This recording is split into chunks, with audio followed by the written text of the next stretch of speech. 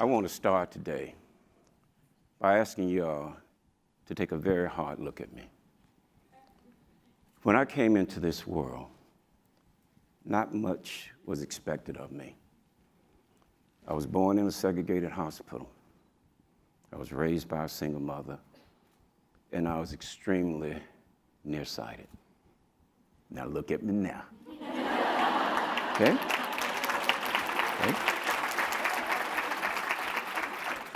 I'm on the board of that hospital. I'm on the board of other billion-dollar corporations, and I've run billion-dollar businesses. What I'm gonna do today is to talk to you about how I crossed that bridge that took me from living an ordinary life to an extraordinary one. And the three things that you all need to do in order to do the same. So the first thing, in order to cross the bridge, you got to first get there. Now, what gets you there is not a car. It's your curiosity.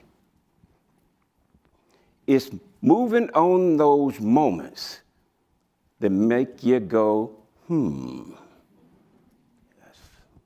Those times in which you can see the same thing that everybody else is looking at, but you're seeing it from a totally different perspective. That's why you go, Yeah. There were 3 times in my life that moment took me to the bridge. The first time in 1966 when I saw a violin in a music store. The second time in 1984 when I saw a PC in a department store. And the third time in 2006 when I saw a pacemaker in a company store. I was seeing the same thing that everybody else, but from a different perspective. What I saw in that violin was something that was going to take me into another world. What I saw in the PC was something that was going to change the world. And what I saw in the pacemaker was something that was going to save the world. So I saw them from a totally different perspective, and my curiosity took me to the bridge. Now, once you get to the bridge, you then have to cross it, and it's not a free bridge. You're going to have to pay a toll. And the toll is not in cash, but it's in your convenience. Because you're going to step completely out of your comfort and your competence zones. Yes.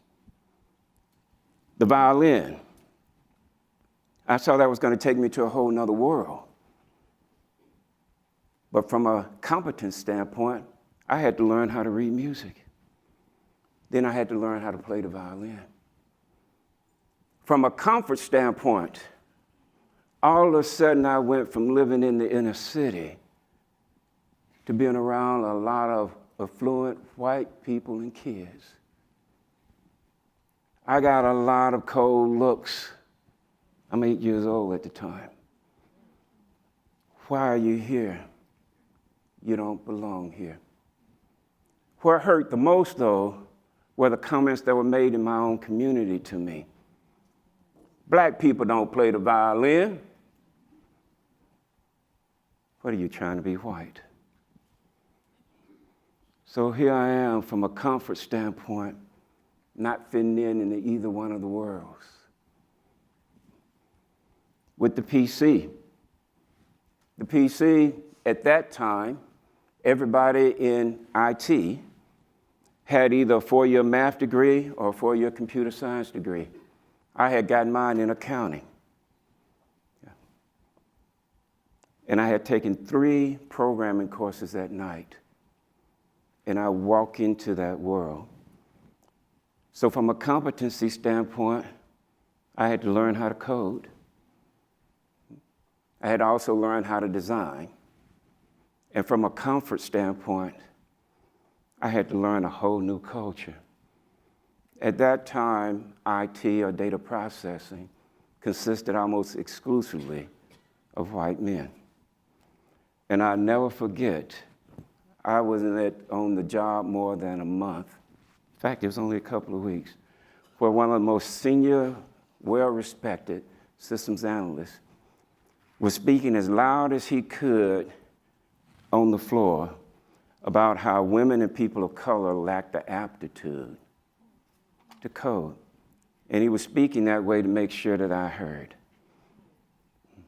And when my first programs didn't really work, you know, I started doubting myself just as much as he doubted me. And then when I went to Medtronic with the pacemakers, think about it. I had worked for 22 years at Georgia-Pacific, where we made plywood, particle board, and paper products. And I go up to Minneapolis and join Medtronic, where we make pacemakers, defibrillators, and deep brain stimulators. A totally different industry I had to learn. So I had to start at ground zero again.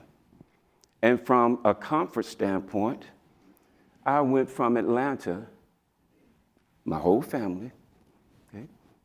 So there was some noise in the trip. I went from Atlanta to Minneapolis. And the VP of the biggest business that I was responsible for, one of my future direct reports, took it upon himself to write a letter to all my future direct reports and all of the fellow C-suite, my peers, saying how my hire was going to be the death of the company. Yeah. And people were wondering also, he's moving from Atlanta to Minneapolis, a totally different climate and culture. People were actually taking bets if we would make it through the first winter. Yeah. After my first town hall, when I opened it up for Q&A, someone asked me, James, what are you going to do when it gets 20 below? I said, hell, the same thing I did in Atlanta when it got 100 above. Stay inside. Okay? Yeah, you didn't need a PhD for that, okay? That was gonna be the only test I needed to pass. Hey, I'm gonna be an All-American here, academic, okay? Okay? But in each case, when you get to the bridge, to cross it, you're gonna have to start out with ground zero. To cross it, you're gonna be between cultures. Because we had people in Atlanta that just didn't say it to me, but said it to all my family, and even our youngest daughter at that time. Okay? They would say, James, are you out of your mind? And they would use a very descriptive adjective before mine, okay? And they also would say some things that were just cruel. This is our community talking to us like that. Our families talking to us like that, our friends. So when you go home and then you start crossing the bridge, you will have to pay a toll. That's why a whole lot of people are not willing to pay that toll. Okay? Now, the third thing, once you get to the end of the bridge, you got to get on the other side. Another toll has to be paid. But this toll is not by you.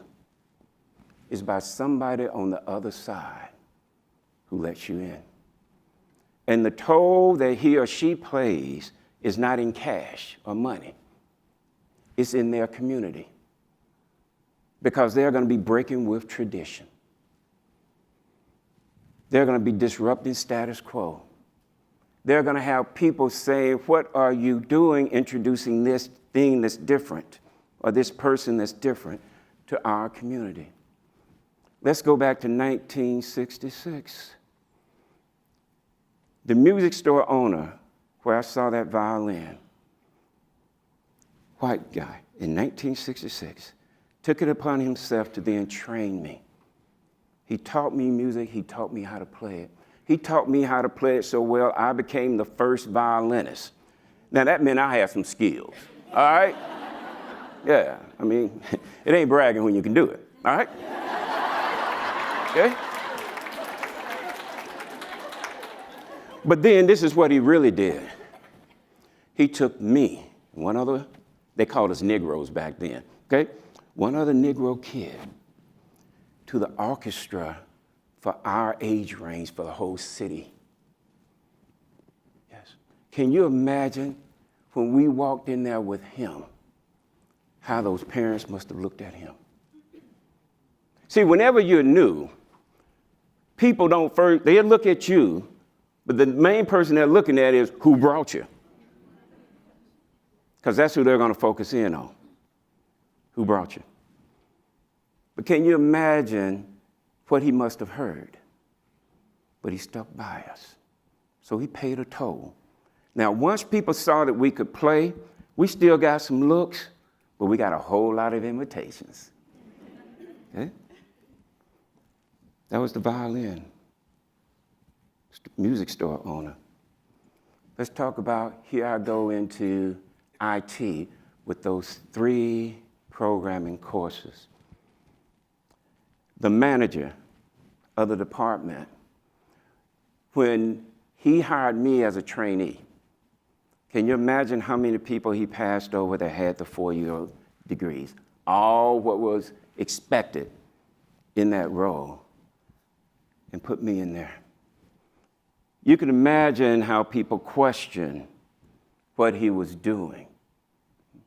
And then when my first programs didn't work, you know he had to get questioned even more. But he stuck with me. And we got him to work.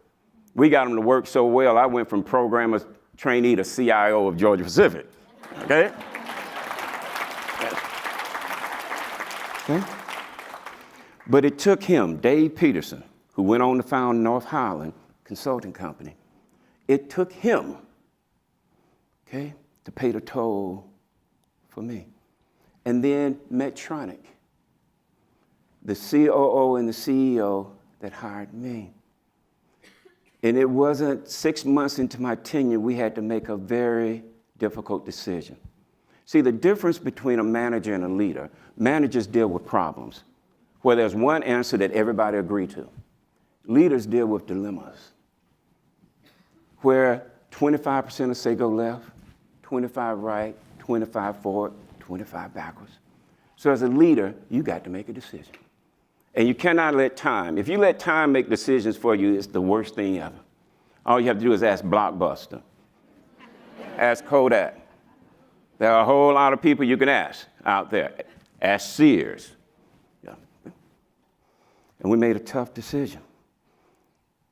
People were advocating, some very powerful other people, that we should go left, and we said we're going right. That was my decision after weighing everything. They supported me on it. We called hell. But you know what happened? We got it in and it started working. Okay? It has started working. In fact, I joined Medtronic at $7 billion. They're now just under $40 billion. Yeah, I joined Georgia-Pacific at $4 billion. We got as high as $40 billion before we got bought out. But they paid the toll for me, because you can imagine people were saying, you're gonna go with somebody that has not been here for 6 months. And this guy has already written a letter that has in people's mind that I'm gonna destroy the whole company, and when we're catching hell, I was proving them right. But they stuck by me. They paid the toll. One of the things I did, I'm in repurposement now. One of the things I did, that means I flunked retirement, okay? Yeah. One of the things I did, because you can't get on the other side without a sponsor. You can't get in the boardroom without a sponsor. What is a sponsor? Somebody that's already in the room. The only way you get in the room is somebody in there opens the door for you. That's the only way you get in there. Okay? So you all are probably thinking, how do I get a sponsor? Because you're doing all the things. You got the curiosity, you got the courage, but how do I get a sponsor? How do I select a sponsor? Well, you don't select sponsors, they select you. So I went back. I went to my Medtronic sponsors, I went back to Dave Pearson. The music store owner, couldn't go back to him, can't find him. Okay. To ask them, what did they see in me to cause them to pay the toll? And they all said essentially the same thing, but in different words. But they saw that curiosity and that courage. And then I flipped the script. I started wondering, what did I see in them? Like, what was common within each one of them, caused them to pay the toll for me in different situations? The common denominator was that they had crossed the bridge themselves before. See, when you pay the toll when you're crossing it, you're willing to pay the toll for somebody else too. Okay? Yes. It's all about paying the toll and following your curiosity. Now I want to end the way I began. But instead of you all taking a good look at me, pull out your phones because I want you to take a good look at you. So seriously, pull them out. Pull them out. And put them in selfie mode. Because I want you all to see what I'm seeing. And you don't see yourself this way, so I want you to start looking at yourself this way. You wouldn't be in this room if you did not have curiosity. You would not have achieved the things you have if you did not have courage. So you got the two things.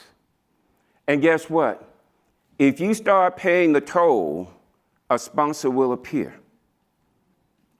They will show up. They may not show up when you need them, but they're going to always be right on time. All right, some of y'all know where I'm going with that. All right? Yeah, okay? Here's what I want you to do. Take a picture of yourself. Take this selfie. Yes. Because you're getting ready to go from ordinary to extraordinary. And all I want you to do, take a selfie of yourself going, Come on. And you got to take it on down in your chest. Your chin's got to get in your chest. Let me hear you do it. Let me see you do it. Now let's take it to the bridge. Yeah.